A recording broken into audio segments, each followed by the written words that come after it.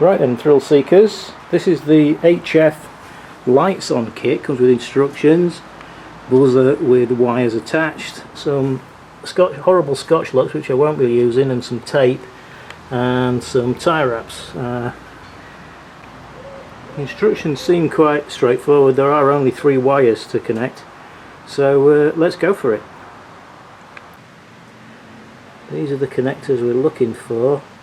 One's to do with the door pin switch. This is the other connector. All these connectors are in the little panel behind the passenger seat that you can, this little flap you can lift up. Right, so here we are in the car. This is the flap which I've clipped up so it stays out of the way. This one here looks to be the main connector that I'm looking for. I think that one behind it with a little red mark on it is the other one. So I'll do a bit of prep and then I'll continue filming. Okay, so what you can see here is I've stripped back the wires. There's 3 and I've done them all the same. I'm gonna solder my connections because that's way more permanent. So now I'm gonna strip off the wires on the unit and just have a test run to see if it actually works. Okay, testy time. So he says start the engine, but I think ignition on would be good enough. Ignition on, turn on the lights and open the door. The buzzer should not sound. Okay, shut the door, turn the engine off, open the door again,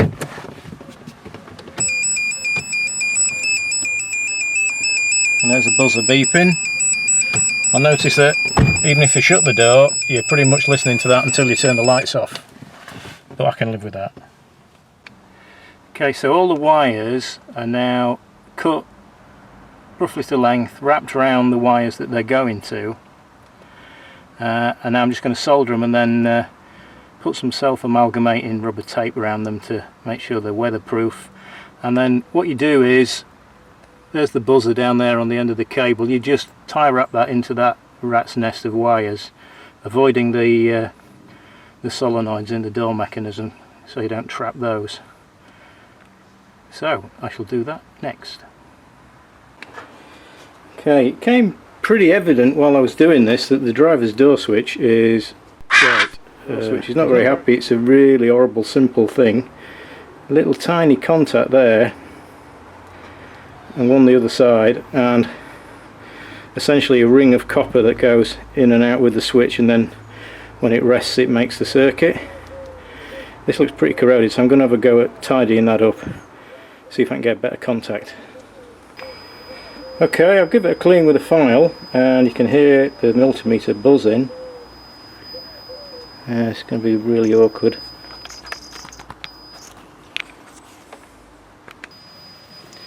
Right, here we go, take 2.